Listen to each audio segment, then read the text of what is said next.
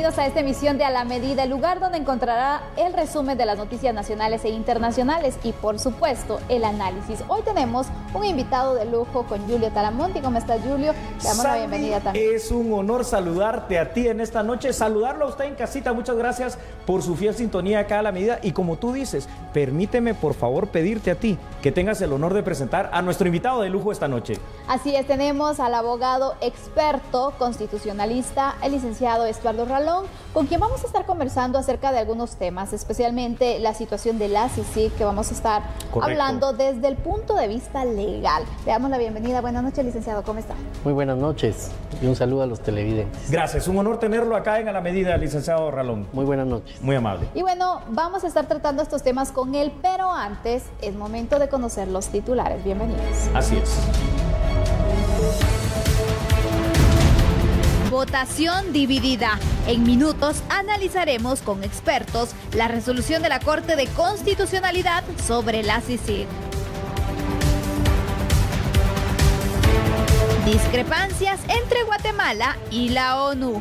Exploraremos la posición que tienen ambas partes sobre la Comisión Internacional contra la Impunidad en Guatemala. Sentenciado. El exministro de Gobernación Mauricio López Bonilla fue condenado a 8 años y 6 meses de cárcel por fraude en el caso Blindados. Piden 22 años de prisión contra Valdetti. La lectura de la sentencia en el caso penal Lago de Amatitlán podría darse la próxima semana.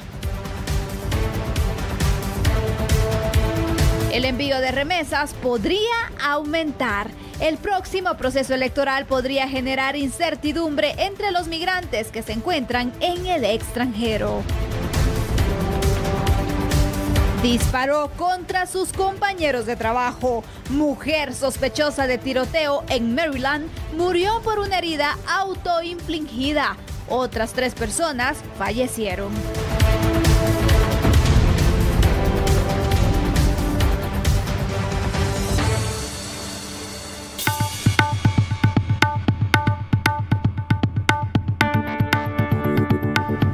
Iniciamos entonces el primer tema, la CICIG. La Corte de Constitucionalidad ha ampliado su resolución sobre este tema, mientras que las Naciones Unidas han respondido a la solicitud del gobierno de Guatemala. A continuación, repasamos los últimos detalles. Tras una solicitud de ampliación y aclaración de la resolución de la Corte de Constitucionalidad, emitida el pasado domingo, los magistrados aclararon con una votación dividida que se debe permitir el ingreso al país del comisionado de la CICIG, Iván Velázquez. A diferencia de la resolución emitida el domingo, la ampliación no fue unánime. De los 5 magistrados, la magistrada presidenta Dina Ochoa y el magistrado Neftalí Aldana Herrera emitieron votos disidentes y razonados. La Corte de Constitucionalidad resolvió ordenar a funcionarios abstenerse de emitir u obedecer órdenes que impidan el ingreso a territorio guatemalteco del comisionado contra la impunidad en Guatemala. También aclara que Iván Velázquez Gómez ostenta el cargo de jefe de la CICIG. En tanto, hoy el secretario de Naciones Unidas, Antonio Guterres, se refirió a esta situación, asegurando que se dará una negociación con el gobierno de Guatemala para poder definir esta situación. La posición nuestra fue muy clara, ¿no? Nosotros mantenemos la confianza en el comisario. Nosotros consideramos que hay una situación de hecho que debe ser resolvida y esperamos que en consultas con el gobierno sea posible encontrar un adjunto para coordinar la acción al interior del país y naturalmente en el contexto de los contactos regulares con Guatemala hay una negociación prevista en el tratado, lo mismo, y nosotros estamos interesados en proseguir esa negociación visando el perfeccionamiento de la acción de la Comisión. Valeria. ¿Se verá con el presidente Morales la próxima semana? ¿Perdón? ¿Se reunirá con el presidente Morales? Vamos a ver, yo aún no tengo la lista de las reuniones que tendré. Naturalmente estaré totalmente a la disposición y vamos a ver. También tenemos un reporte completo con nuestra periodista Celia Mendoza. Ella es de La Voz de América. Nos cuenta un poco acerca de esta reunión de Antonio Guterres. ¿Qué más indicó entonces sobre este tema? Vamos a obtener entonces este reporte especial con Celia Mendoza. El secretario general de las Naciones Unidas, Antonio Guterres, aseguró a los medios de comunicación en vísperas de la Asamblea General de Naciones Unidas la próxima semana en Nueva York que tiene total confianza en el comisionado de la CICIG en Guatemala, el ente encargado de la corrupción y la investigación de casos que tengan que ver con este tema. Iván Velázquez ha recibido una vez más el respaldo del secretario general Antonio Guterres, quien indicó que era fundamental también y que han dialogado las Naciones Unidas con el gobierno del presidente Morales acerca de la posibilidad y la necesidad para garantizar las funciones de este organismo de que se incluya un vicecomisionado, una persona que esté trabajando directamente bajo el comisionado que está actualmente a cargo de este organismo, indicando que esto no significaba que se hubiera perdido la confianza en el señor Velázquez. Mientras tanto, indicó al preguntársele si se reuniría con el presidente de Guatemala que todavía no tenía una agenda definida, que hay un gran número de líderes mundiales con los que él se estará reuniendo, pero no quiso dar a conocer todavía los detalles de estas posibles reuniones, asegurando que es un proceso que está en desarrollo mientras se está evaluando la agenda, ya que, como él mencionaba, no solamente tiene que atender a los líderes mundiales, sino asistir a más de 40 eventos durante la próxima semana. Celia Mendoza, Voz de América, Nueva York. Este es el reporte entonces de Celia Mendoza. Nos comentaba acerca de esos acercamientos que se van a tener. Vamos a esperar y ella le va a dar cobertura especial a esta noticia para ver cómo marcha este tema de la CICIG. Y bueno, vamos a pasar al análisis porque precisamente tenemos a un experto constitucionalista para hablar un poco acerca de qué dice la ley, cómo es que bueno, se toma esta situación, y el licenciado Yulia Tramonti nos va a acompañar en el análisis. Gracias, licenciada Sandy. Licenciado Estuardo Ralón, en esa calidad que nos acaba de decir Sandy Monroy, experto, abogado constitucionalista, vamos a poner en contexto de algunas situaciones que están pasando aquí en el país. Veíamos cómo el pasado domingo la Corte de Constitucionalidad resuelve un amparo o decide amparar provisionalmente, ¿verdad? El abogado Alfonso Carrillo viene y lo interpone, ¿para qué? Para ver el tema de, entre otras cosas, si el comisionado de CICIG, es decir, el señor Iván Velázquez Gómez, puede o no puede entrar al país. Y se da una resolución con varias situaciones que a veces uno dice, ¿será que los señores magistrados de la Corte de Constitucionalidad resuelven siempre de esa manera tan extraña, tan ambigua, tan incierta? Pero ¿qué pasa? El mismo abogado Alfonso Carrillo interpone, como tú recordarás también, Sandy, un recurso de ampliación, porque por la característica y naturaleza misma de la resolución habían cosas muy inciertas. Y ahora, fíjense cómo es esto, licenciado Estuardo Ralón, ¿cómo nos explicamos? Que de una decisión unánime de sí, en cierto sentido el día domingo, el día de ayer, 3 días después, cambia y es una resolución de 3-2. ¿Qué pasa? Yo calificaría la resolución del día de ayer en una resolución contradictoria a la resolución que hubo el domingo. También la calificaría que hubo una extralimitación de las funciones de 3 magistrados de la Corte de Constitucionalidad y pondría en duda la legalidad de la resolución del día de ayer. ¿Por qué, licenciado Ralón? Y básicamente creo que hay 2 grandes puntos de fondo. La Constitución establece que la política exterior es una facultad del presidente como jefe de Estado, no es una facultad de la Corte de Constitucionalidad. El día domingo se había emitido una resolución que priorizaba el diálogo con Naciones Unidas y que le decía al presidente que como jefe de Estado condujera la política exterior del país. Y la Cancillería envió una nota donde indicaba a Naciones Unidas que desconocía al señor Iván Velázquez como comisionado a partir del 3 de septiembre. Amparado en ley. Por lo que el día de ayer, cuando se emite una aclaración y ampliación, se indica que el señor Iván Velázquez es comisionado y ocupa el cargo de comisionado, ignorando la comunicación internacional que en política exterior la Cancillería de Guatemala había emitido. Es decir, entra a afirmar un punto que no es competencia de la Corte, porque es competencia del jefe de Estado a través de Cancillería. Y el otro aspecto es que una aclaración y ampliación no puede cambiar el sentido de la resolución. Y si el domingo era unánime la resolución, no se podía aclarar y ampliar por una decisión dividida. La aclaración y ampliación necesariamente para ser válida tenía que ser unánime, porque no podemos cambiar el sentido de una decisión unánime por el voto de 3 magistrados. Por lo que yo pondría en duda que esa variación del sentido con 3 magistrados por encima de una decisión unánime podría haber extralimitación de funciones, contradicción con la resolución del día domingo y una posible ilegalidad cometida por 3 magistrados que afirman una cosa distinta a lo que en política exterior había afirmado Canciller. Que es lo que no nos explicamos, ¿verdad, Sandy? Pudiéramos decir que quizá hay una especie de resolución más político que jurídica en este sentido.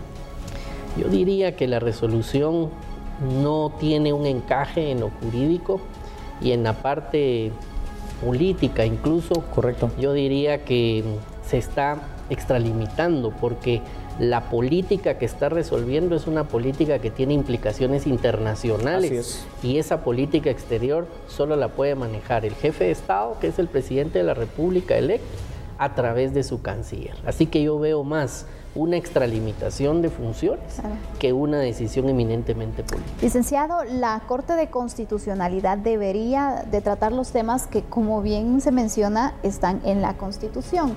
¿Por qué tomar este tema ellos como un análisis legal si en realidad entonces está establecido en la Constitución las funciones del presidente? ¿Cabe o no cabe el análisis de la Corte de Constitucionalidad? Creo que no es factible, porque así lo manda la ley, que mediante una aclaración y ampliación modifiquemos el sentido de una resolución. Lo delicado de esta resolución es que ya había una controversia abierta. Correcto. Y esta extralimitación de 3 magistrados lo que hace es supeditar y poner al Estado de Guatemala y al presidente Jimmy Morales en un desbalance en la negociación que estaba llevando a cabo. Naciones Unidas, ya lo comentaremos más adelante, se pronuncia con una extralimitación también fuera de su mandato. Entonces tenemos un escenario de una extralimitación a nivel nacional por la Corte, una extralimitación a nivel internacional y un perjuicio al Estado de Guatemala. Antes de poder ir a nuestra primera pausa comercial, licenciado Ralón, quiero preguntarle algo. A ver, hay una resolución que entre lo extraña que parecía el domingo, pero ahora ya con el recurso de ampliación nos dice, porque primero había resuelto hasta despersonalizada, nos dice que bueno, el comisionado o comisionada que entendemos en este instante es Iván Velázquez Gómez, puede entrar a Guatemala. Aquí, ¿qué ha pasado? Dentro de todo este contexto, polarización y lo que se está viviendo en la coyuntura nacional, hay muchas personas, e inclusive muchos medios que dicen, es que se ha cometido ya un delito por parte de ministros por el tema de desacato. Pero ¿realmente ha habido desacato en esta situación? En este momento no hay. ¿Por qué? Desobediencia no existe porque la resolución el domingo, lo cual no modificaron en ampliación, establece que al momento de que la comisionada o el comisionado pretenda ingresar y se le impide el ingreso, en ese momento hay una desobediencia. Y ahí es donde se tipifica el delito, ¿no? Correcto. En este momento no ha ocurrido porque no se ha presentado la comisionada o comisionado a querer ingresar al país y vedarle el ingreso. Sandy, televidentes, ustedes han escuchado, en este momento no se ha cometido ningún delito por esta situación. Por eso hoy qué mejor que tener que al abogado experto constitucionalista Estuardo Ralón. Pero Sandy, creo que tenemos algo en este momento, ¿no? Así es, vamos a hacer una breve pausa para seguir entonces con este análisis. Hay otras aristas que queremos tratar siempre basándonos en la ley para que de esta forma podamos aclarar dudas. Correcto. Y que de esta manera tengamos un panorama más amplio. Pero ahora es momento de la pausa, ya volvemos. Somos a la medida.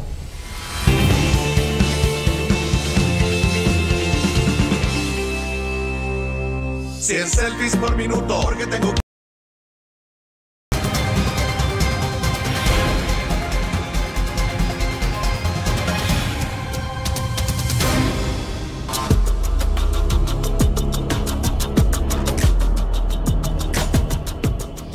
Bueno, regresamos con el análisis. Hablemos un poco acerca de esas discrepancias entre Guatemala y la ONU. ¿Qué ha pasado? ¿Por qué esta situación de la CICIG no se logra resolver completamente?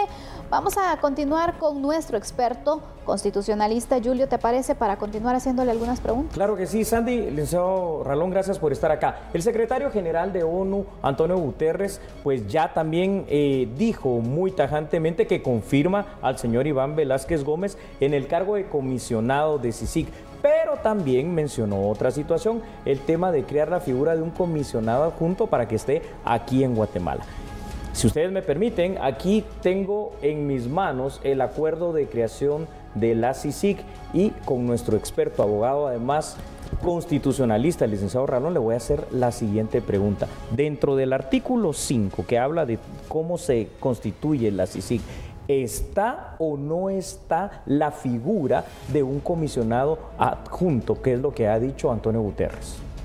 No está la figura del comisionado adjunto, ni en el artículo 5, ni en ninguno de los artículos del convenio.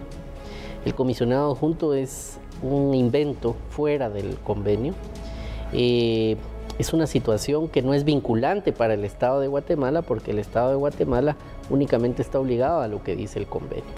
Así que lo que está indicando el señor Guterres es una decisión que está por fuera del convenio, por lo cual no es obligatoria para Guatemala y no podría el Estado de Guatemala estar obligado a recibir a alguien que tenga esa figura de comisionado adjunto, que tal como lo planteó en su nota el señor Guterres, es una persona que sustituiría en sus funciones al comisionado Iván Velázquez, que a criterio de Naciones Unidas sigue siendo el comisionado, y seguiría fuera de Guatemala el señor Iván Velázquez siendo comisionado. Esa sustitución a través de la figura adjunta no existe, no fue pactada, no fue acordada en el convenio y por lo tanto no se puede imponer en forma unilateral por Naciones Unidas. No es posible imponerla. Exactamente, y aquí se tendría que realizar una modificación a la creación, al acuerdo de creación con CICIG, pero para eso tiene que haber un acuerdo entre Guatemala y la ONU, ¿o me equivoco?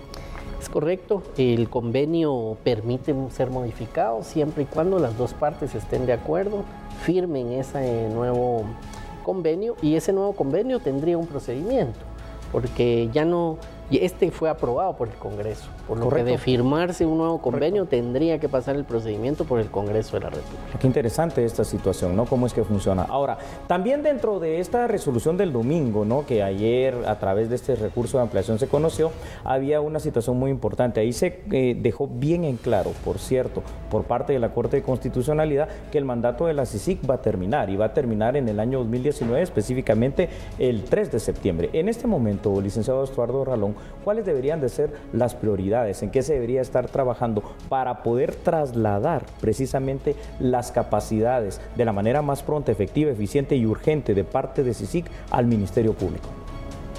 Yo quisiera en ese tema hacer referencia a una declaración que hizo la fiscal general actual, que indica que ella tiene las capacidades para poder hacer frente a las investigaciones. Interesante.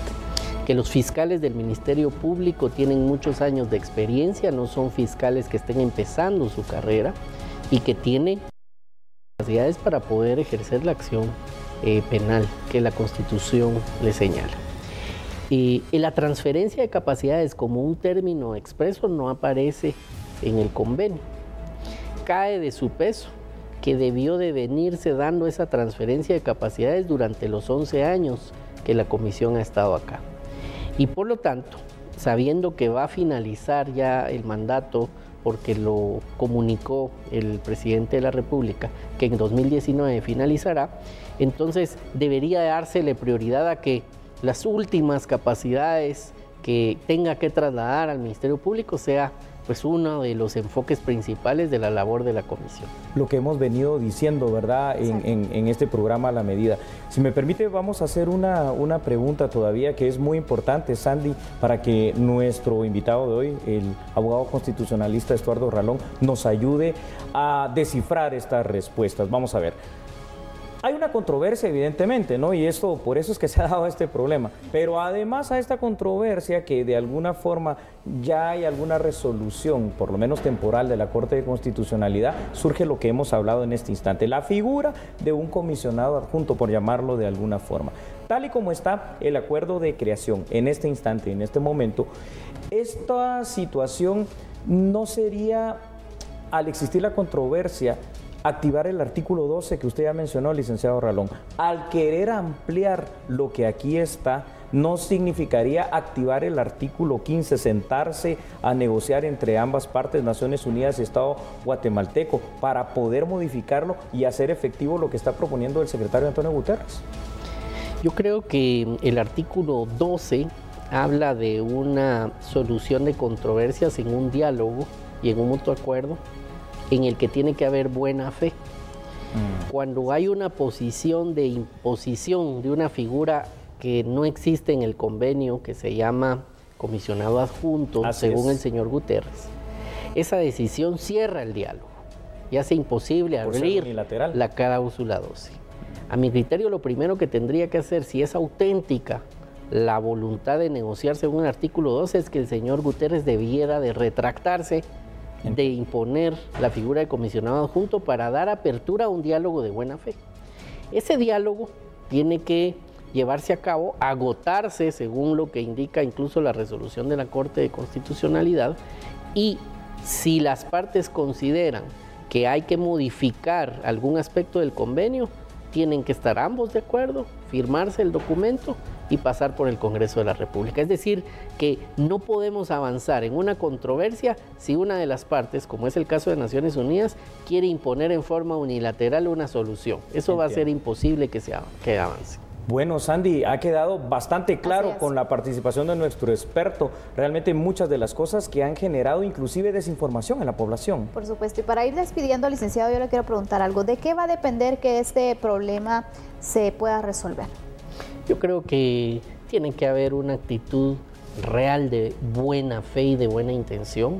No pueden cerrarse las posiciones a imponer. El Estado de Guatemala merece ser tratado con respeto.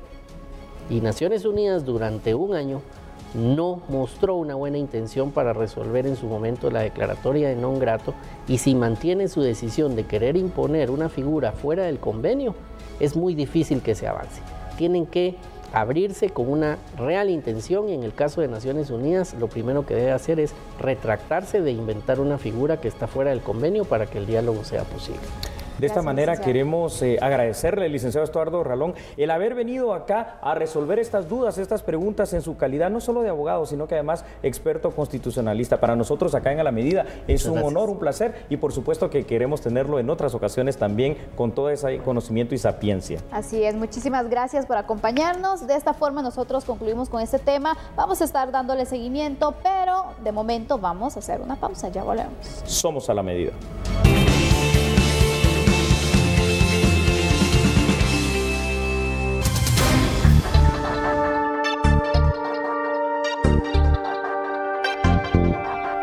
Muchas gracias por continuar con nosotros. Hablemos de temas judiciales. El juez Carlos Ruano condenó a 8 años y 6 meses de cárcel al ex ministro de Gobernación Mauricio López Bonilla y también al ex viceministro Manfredo Pacheco por la malversación de 32 millones de quetzales en el caso penal denominado Blindados.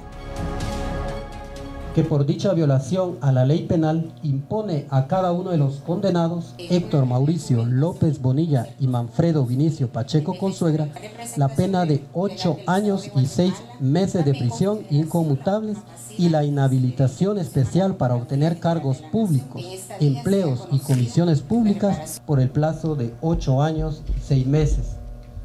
Los exfuncionarios del Ministerio de Gobernación durante el gobierno del Partido Patriota, Mauricio López Bonilla y Manfredo Pacheco, fueron condenados en el caso Blindados a 8 años de prisión con 6 meses por el delito de fraude.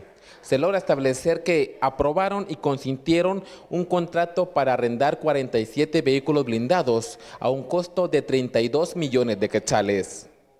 Según la investigación de la Fiscalía, la contratación de los 47 vehículos blindados fue ilegal.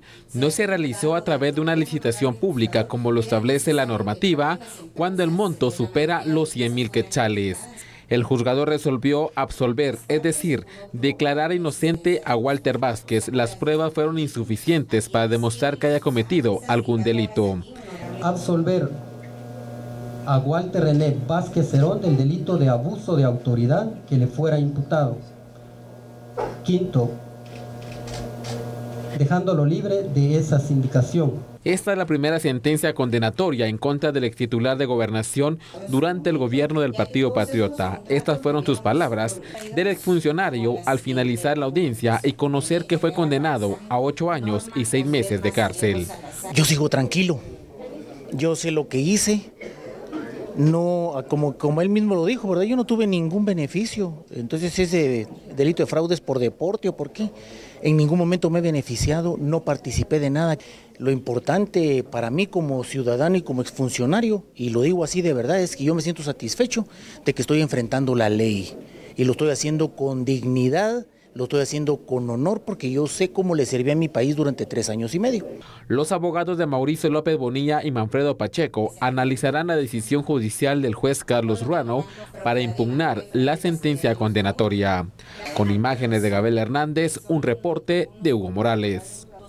Mauricio López Bonilla fue encontrado culpable del delito de fraude. Además, fue condenado a 8 años y 6 meses de cárcel. El Ministerio Público en su momento había solicitado 10 años de prisión en su contra. Bueno, hoy en primera instancia entonces tenemos una condena. Sandy, ¿cómo podemos empezar a ver esta situación? Parece que está caminando la justicia finalmente. Efectivamente, ¿hace cuánto tiempo fue detenido Mauricio López Bonilla y hasta hoy entonces se inicia con esta sentencia? Finalmente se realizó. Las pruebas que presentó el Ministerio Público en este tiempo, ¿crees que pudo atrasar entonces el proceso para que se dé una sentencia o cómo marchan los tiempos procesales? Sí, un juicio debería estar llegándose al mismo después del momento de la captura de alguien, tal vez en un tiempo ideal de unos 6 a 8 meses. En Guatemala el promedio es superior a 2 años. Sí. Esto viene desde el año 2015. Sin embargo, también tenemos que reconocer algo, ¿verdad, Sandy? Es decir, que finalmente aquí, en este caso, sí se llegó a juicio oral y público.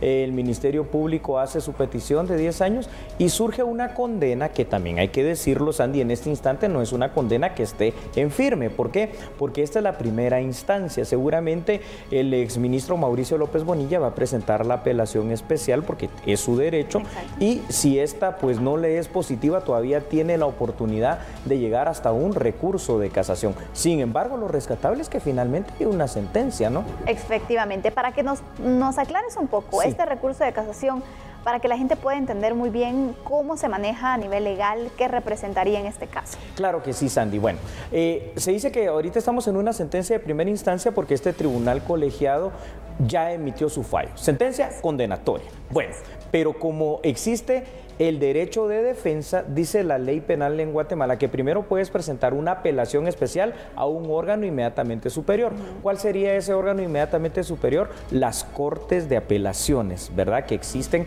dentro del organismo judicial. Si aún así es confirmado el fallo, es decir, la sentencia sigue siendo firme condenatoria, entonces la persona que ha sido condenada tiene derecho al último de los recursos que se llama casación. Esta casación ya hay que subir a la instancia de la Corte de Constitucionalidad para que revise efectivamente todo el proceso llevado a cabo en el organismo judicial y ahí ya se define. Dependiendo de lo que salga en casación, si otra vez vuelve a ser confirmado el fallo, ahí ya no cabe ningún otro recurso. Ese es el último de los recursos legales en Guatemala. Con esta sanción que se impone, sí, estos años de cárcel, ¿inician desde el momento en el que fue detenido? Qué excelente pregunta, Sandy, sí, porque siempre a veces nos preguntamos desde cuándo inicia esto. Sí. Como se supone, ¿verdad?, que en la mayoría de los casos debería de ser la libertad lo último que se pierde y deberían de haber medidas sustitutivas y alternativas, pero bueno, como aquí no lo hubo, desde el mismo momento de su aprehensión se empieza a contar los días. Ahora, recordemos que los años penitenciarios son distintos, no son años calendario. el año penitenciario consta de 9 meses, ¿verdad? Y además el régimen penitenciario guatemalteco tiene ciertas garantías y ciertas ventajas, más o menos para entendernos de la siguiente manera. Por cada 2 días privado de libertad que tú demuestres que trabajaste, que estudiaste o hiciste algo productivo, se te puede ir descontando un día. Entonces, así es como esto funciona. ¿Aplicaría aquí la reducción de pena? En todo caso donde es posible, se puede aplicar, porque este es el régimen progresivo. ¿Los delitos lo permiten? Los delitos lo pueden llegar a permitir. Sin embargo, recordemos algo, igual esto no sería que recupere rápidamente, porque entonces estaría a punto de recuperar la libertad Mauricio López Bonilla, porque tiene otros 3 casos pendientes. Así es. Ahora, ¿me permite, Sandy, junto con producción de A la Medida, para hacer el análisis todavía de este tema? Tenemos otra información. López Bonilla también fue inhabilitado para ejercer cargos públicos durante el mismo tiempo de la condena, es decir, los derechos cívicos y políticos, obvio, no los puede hacer valer porque está privado. Como cualquier reo. Correcto, no puede votar, no puede elegir ni ser electo, ¿verdad? A eso se refiere. El próximo 26 de septiembre, Sandy, esto es muy importante, se va a realizar la audiencia de reparación de daños. Ahorita voy a explicar eso, si me permites, más adelante. Manfredo Vinicio Pacheco Consuegra, que era ex viceministro también de Gobernación en la época de López Bonilla, fue encontrado culpable del delito de fraude, mientras que Walter René Vázquez Cerón, ex director de la Policía Nacional Civil, siempre con Mauricio López Bonilla, fue absuelto del delito de abuso de autoridad. Si me permites, la audiencia de reparación de daños que está próxima a celebrarse, ¿qué significa? Toda sentencia condenatoria conlleva 2 sentencias realmente. Una que es la de privación de libertad, ¿verdad? Y la otra es reparación de daños. El daño civil se le va a imponer a una cantidad pecuniaria, es decir, económica, que debe cancelar. Aparte de entonces de los años de prisión, se viene esta coacción económica. Así es. Vemos entonces cómo ha avanzado el caso, pero lo que tú mencionabas, hay casos pendientes todavía en contra del exministro de Gobernación. Es decir que la espera continúa. Va a ser larga, la espera va a ser larga, la espera continúa. Solo imagínate en los otros casos que también vienen desde el año 2015, pues ni siquiera se ha llegado a la segunda fase del proceso penal. Claro. Esto va realmente para largo. Entonces, por el momento lo que podemos rescatar es eso. Parece ser que aquí ya hay un vuelco en el tema de justicia y empieza a avanzar y empezamos a ver fallos. En este caso, los fallos se le llaman las sentencias. En este caso fue una sentencia condenatoria y bueno, eso de alguna manera puede llegar a ser una buena señal de que estamos avanzando. Así es, y recordemos que también hay otros casos en los cuales se está esperando esa sentencia final para ver entonces qué sucede. Vamos a darle seguimiento a estas situaciones legales desde la Torre de Tribunales, pero otro día estaremos analizando entonces cómo marchan las audiencias. Ahora es momento de conocer otras noticias. Hablemos acerca del refugio de la niñez. Representantes de esta entidad buscan crear mecanismos de identificación para poder entonces así determinar las personas desaparecidas y tener este mecanismo para poder agilizarlo. La Universidad de Texas apoyará al Instituto Nacional de Ciencias Forenses y al Refugio de la Niñez para crear mecanismos que permitan identificar a niños y adolescentes desaparecidos que han sido víctimas de algún delito. Para poder crear bases de datos de ADN para la identificación humana de personas desaparecidas, pero estas bases de datos van centradas principalmente en las víctimas, considerando que un enfoque principal es la identificación humana de niños, niñas y adolescentes desaparecidos. La necesidad de la identificación de niños y adolescentes desaparecidos radica que en el país solo 1/3 de los niños desaparecidos son identificados. En el país, a diario, pues 16 niños desaparecen aproximadamente y solo 6 de ellos logran, pues, aparecen, por así decirlo, entonces logran ser identificados. Entonces lo que se busca con esta creación de base de datos de ADN para la identificación humana de víctimas es que los familiares de los niños, niñas y adolescentes y personas desaparecidas tengan la oportunidad de identificar a sus seres queridos, ¿verdad? Entonces viene a facilitar todos esos mecanismos de protección para la identificación humana. El proyecto pretende crear campaña de concientización para que sean las personas quienes se acerquen a hacerse las pruebas de ADN. Sin embargo, aún se encuentran diseñando los protocolos de acción para lograr realizar la toma de muestras y protegerlas. Siempre en otras noticias, la cartera de Finanzas dio a conocer la estrategia para la sostenibilidad ambiental que tiene por objeto el impulso de iniciativas que están destinadas a financiar proyectos medioambientales y también reducir el gasto de funcionamiento en diversos tipos de servicios en distintas áreas. Acá en A la Medida la información.